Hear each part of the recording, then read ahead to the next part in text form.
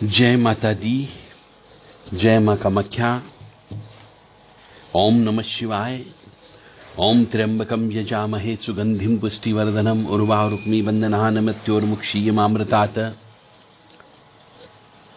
ओम हौं जूं सः ओम भूर्भुवः स्वः। ओम त्र्यंबकं यजामहे सुगंधिं पुष्टिवर्धनम् उर्वारुक्मी बंधनान् मृत्योर्मुक्षीयमामृतात्। ये शिव जी के मंत्र हैं। रीम ह्रीम ओम नमः शिवाय रीम ओम, ये भी आप बोल सकते हो। फिर शिव जी को प्रसन्न करने के लिए जल अवश्य चढ़ाइए। आज हम आपको शिव पुराण क्या है, शिव पुराण के बहुत से रहस्यों के ऊपर से हम पर्दा उठाते हैं, क्योंकि आपके पास तो शिव पुराण सुनने का, पढ़ने का समय नहीं है, क्योंकि आप लोग सब पैसे की ओर दौड़ रहे हो, अंधे भग रहे हो लक्ष्मी के पीछे। ये कार्य करना, वो कार्य करना, यहां जाना है, वहां जाना है। आपके पास ईश्वर के लिए समय नहीं है। तो कम से कम चलते फिरते हमारी आवाज के माध्यम से आप भगवान का नाम का श्रवण तो कर सकते हो। इसीलिए आज हम आपको शिव पुराण, हो सकता है आपके बहुत से व्यक्तियों के घरों में ये पुराण खरीदा ही नहीं गया हो, क्योंकि आपके माता पिता ने आपको केवल ये कहा कि भैया तुम तो पैसे कमाने की मशीन बनना है, बस तेरे को पैसे कमाना है, बड़ा आदमी बनना है। चाहे वो पैसे कमाने के लालच में, बड़ा आदमी बनने के चक्कर में माता पिता को लात मार दे। क्योंकि लड़का जब पढ़ने के लिए चला जाता है तो वो वहां जाकर के सेठ हो जाता है। वहीं की कोई कमाऊ पूत लड़की को पकड़ लेता है, कोई जात पात का बंधन नहीं होता है, और उसी से बिना पत्रिका मिलाए विवाह कर लेता है। और जब बिना पत्रिका मिलाए विवाह होता है तो फिर घर के अंदर पैसा तो आता है, परंतु साथ में क्लेश, दुख, दरिद्रता अवश्य आती है, अशांति आती है, मारपीट आती है, क्रोध आता है। फिर शराब और मांस के अंदर डूब जाते हैं, चरित्रहीन हो जाते हैं। इसलिए अपने बच्चों को जरा अपने हिंदू सनातन धर्म की कुछ किताबें हैं, उनका ज्ञान कराओ। आगे बहुत आवश्यक है आपको ज्ञान कराना, अन्यथा आप सब गुलाम हो जाओगे। तो मैं मान रहा था आपको शिव पुराण क्या है। शिव पुराण का संबंध जो है वो शैव मत से है। शिव पुराण में भगवान शंकर के बारे में बहुत विस्तृत से वर्णन किया गया। शिव महापुराण में भगवान शिव और देवी पार्वती के बारे में, उनकी गाथा और उनके द्वारा किए गए त्याग, तपस्या, उनकी पूरी कहानियां बताई गई है और बहुत अच्छे से सटीक रूप से वर्णन किया गया है। यानी जो स्त्री शिव पुराण का पाठ करती है उसके मेरे ख्याल से बहुत से पापों का नाश हो जाता है, उसे सुख की प्राप्ति होने लगती है। तो क्यों स्त्रियां शिव पुराण का पाठ नहीं पढ़ती, क्यों टीवी देखती रहती है? तो शिव पुराण में शिव की महिमा, शिव पुराण में शिव के कल्याणकारी स्वरूप का विवेचन किया गया है, उनकी रहस्य बताए गए हैं, उनकी महिमा बताई गई है, उनकी उपासना पद्धति बताई गई है। पंचदेव की पूजा हम करते हैं घर के अंदर। गणेश जी की पूजा सबसे पहले होती है, फिर शिव जी की पूजा होती है, फिर दुर्गे महारानी की पूजा होती है, उसके बाद में ठाकुर जी की पूजा होती है, और उसके बाद सूर्यनारायण भगवान की पूजा करते हैं। इस प्रकार से पंचदेव की पूजा ही घर में करना चाहिए। तो उन पंचदेव में प्रधान अनादि सिद्ध परमेश्वर के रूप में शिव जी को स्वीकार किया गया है। शिव महिमा के अतिरिक्त इसमें पूजा पद्धति और अनेक ज्ञानप्रद व्याख्यान और आख्यान दोनों दिए गए हैं। बहुत सी शिक्षा प्राप्त करने वाली कथाओं का सुंदर वर्णन भी इसमें लिखा गया है शिव पुराण में। और भगवान शिव के व्यक्तित्व का बहुत अच्छे से गुणगान किया गया है। शिव पुराण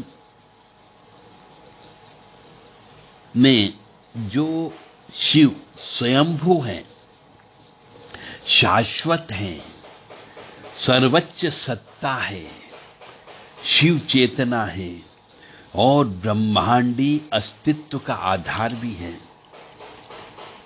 सभी पुराणों में शिव पुराण को सर्वाधिक महत्वपूर्ण होने का दर्जा भी प्राप्त है।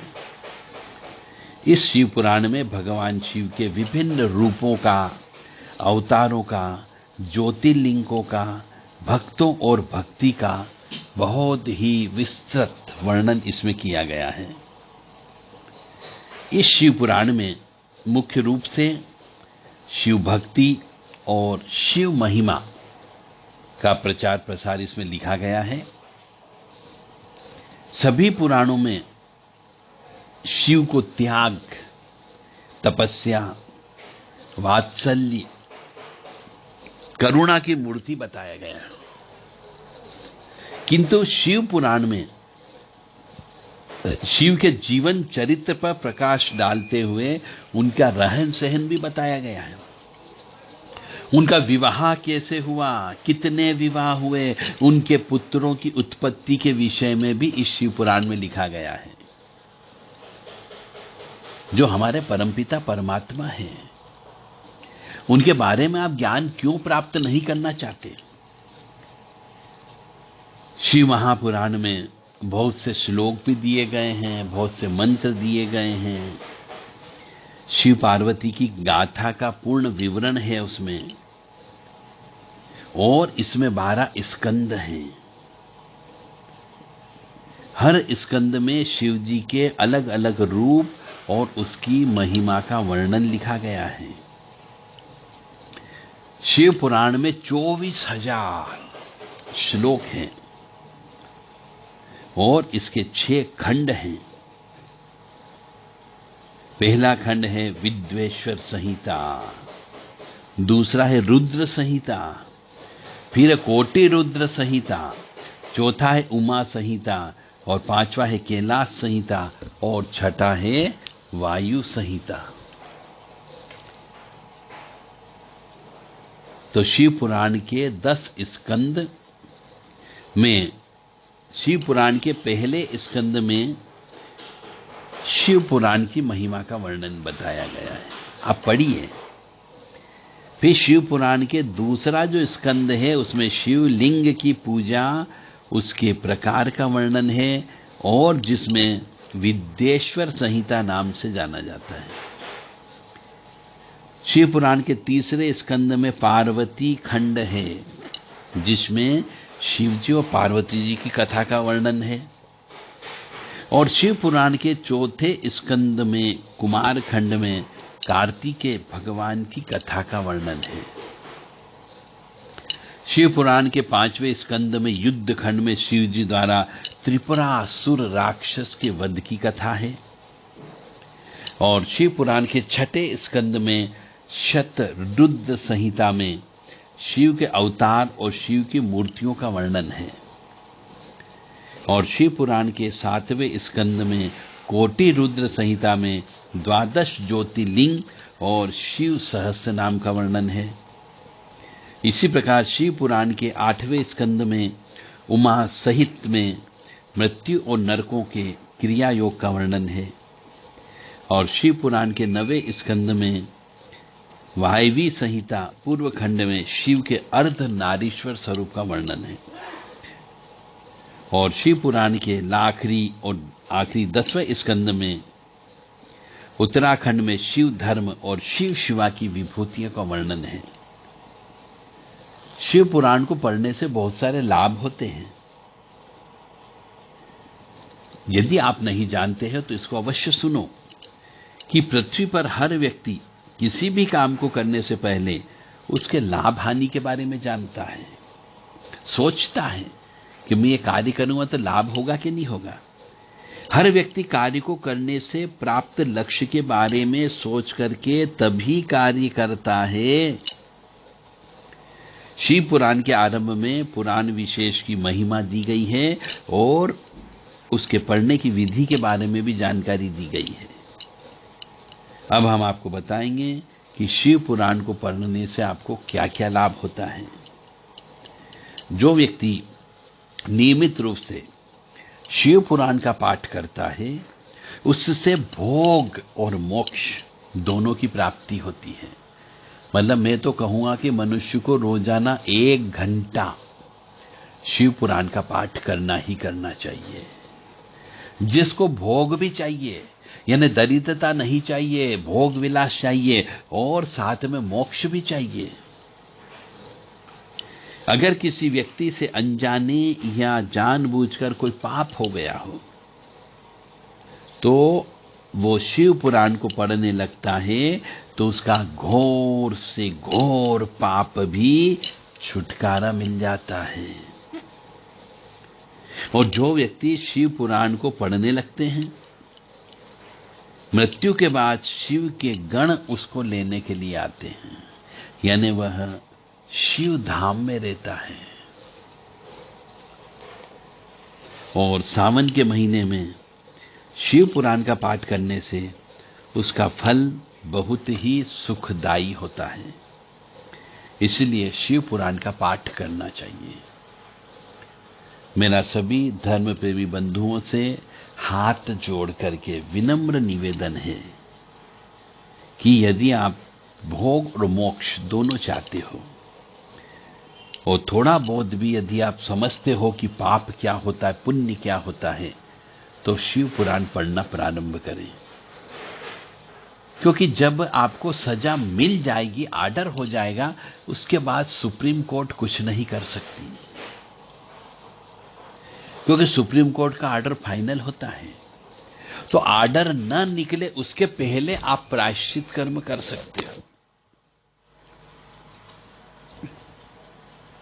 इसलिए चाहे वो स्त्री हो या पुरुष हो, दोनों को शिव पुराण का पाठ करना चाहिए ताकि आपके जीवन में दुख कम से कम आए, पापों का नाश हो और आनंद की प्राप्ति हो और सदाशिव की कृपा भी प्राप्त हो।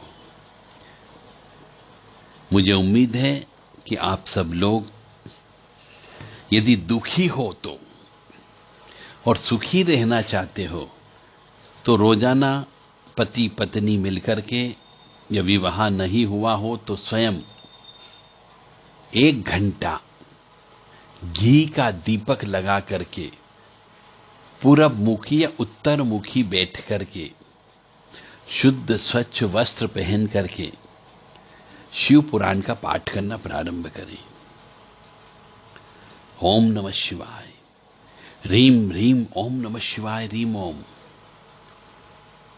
नमः शिवाय, नमः शिवाय, नमः शिवाय। बोलो बोलो सब मिल बोलो ओम नमः शिवाय। बोलो बोलो सब मिल बोलो ओम नमः शिवाय, ओम नमः शिवाय, ओम नमः शिवाय। बोलो बोलो सब मिल बोलो ओम नमः शिवाय। चूट जटा में गंगा धारे, त्रिशूल धारी डमरू बजा, डम डम डम डम डमरू बजा। गूंज उठा ओम नमः शिवाय, ओम नमः शिवाय, ओम नमः शिवाय, ओम नमः शिवाय।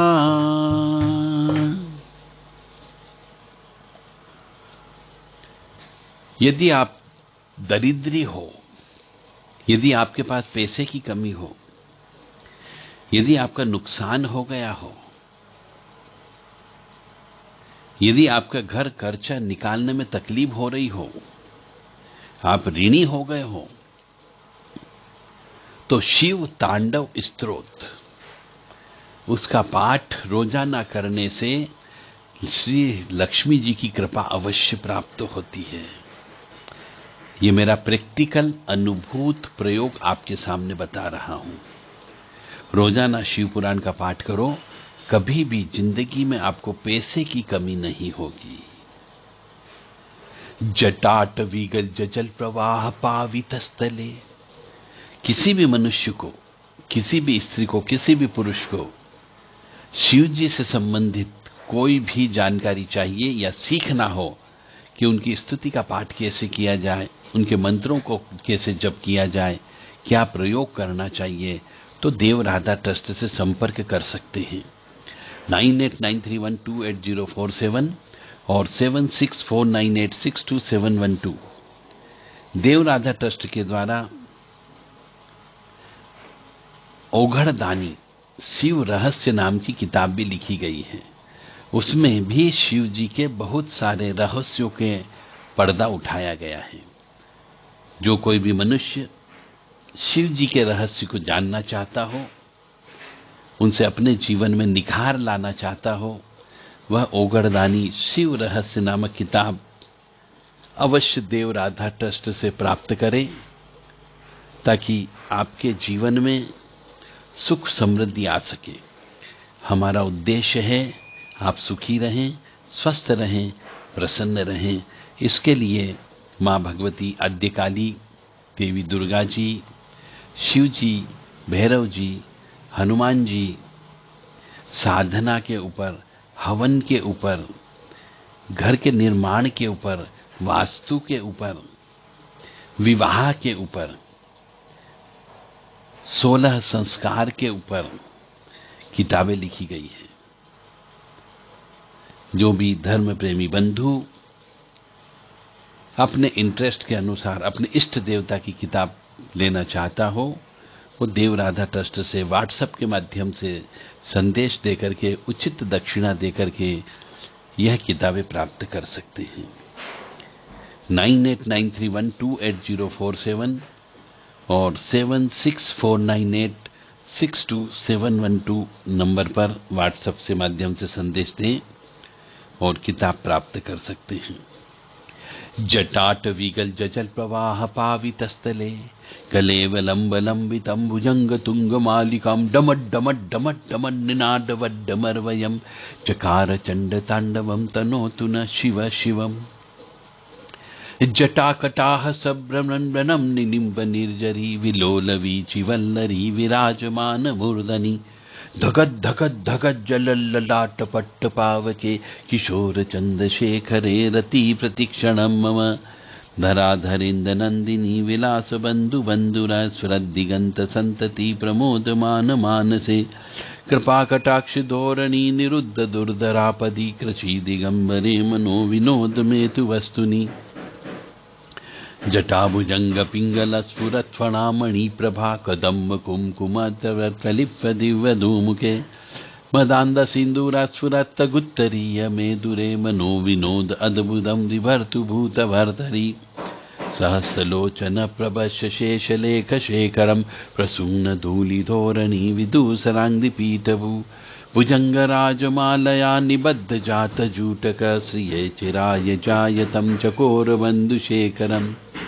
ललाट चद्दलद्धनंजय स्वलिंगवानि पीत पंचसायकम नमन्निलिम्बनायकम सुधामयूखलेखया विराजमान शेखरम महाकपालि संपदे शिरोजटालमस्तु न कराल भाल पट्टिका धगत धगत धगत जल धनंजयाहुति कृत प्रचंड पंचसायके धराधरेन्द्र नंदिनी विलास बंधु बंधुरा धराधरेन्द्र नंदिनी कुचाग्र चित्त पत्रक प्रकल्पनेक शिल्पिनी तिलोचने रतिर्मम नवीन मेघ मंडली निरुद्ध दुर्धरा स्फुरा कुहू निशीथिमीतम प्रबंध बद्ध खंदरम निलिम्प निर्झरीधरस्तु नोतु कृत्ति सिंदूर कला निधान बंधुरम श्रियं जगद्दुरंधर प्रफुल्ल नील पंकज प्रपंच कालिम प्रभावलंबी कंठ कंदली रुचि प्रबद्ध कंदरम स्मच्छिदं पुरच्छिदं भवच्छिदं मखच्छिदं गजच्छिदांधकच्छिदं तमंतकच्छिदं भजे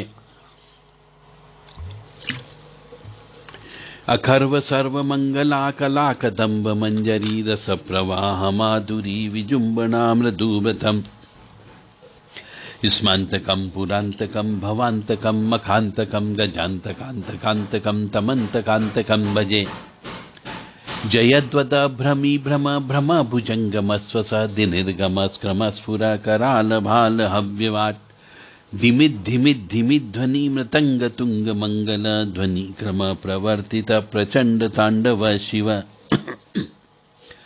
दशस्थित तल्पयो भुजंग मोक्ति कष्टजो गरिष्ठ रत्न लोष्टयो श्रुदर्ति पक्ष पक्षियो ऋणारविंद चक्षुषो प्रजामही महेन्द्रयो समप्रवर्तिक कदा सदा शिवं भजाम्यहम् कदा निलिम्ब निर्जरी निकुंज कोटरे वसन् विमुक्त दुर्मति सदा शिरस्त मंजली वहन् विलोल लोल लोचनो ललाम भाल लग्नक शिवेति मंत्रमुच्चरन् कदा सुखी भवाम्यहम् इमं हि नित्यमेव मुक्त मुक्त मुक्तमस्तवं पठन् स्मरुवन्नरो विशुद्धमेति सन्ततम् हरे गुरो सुभक्तिमाशु याति नान्यथा गतिं विहोहनं हि देहिनां सुशङ्करस्य चिन्तनम् पूजावसान समये दस्वक्तगीतं यः शम्भुजन् पूजं परं पठोति प्रदोषे तस्यास्य स्थिरां रजगजन्दतुरङ्गयुक्तां लक्ष्मीं सदैव सुमुखीं प्रददाति शम्भुम्।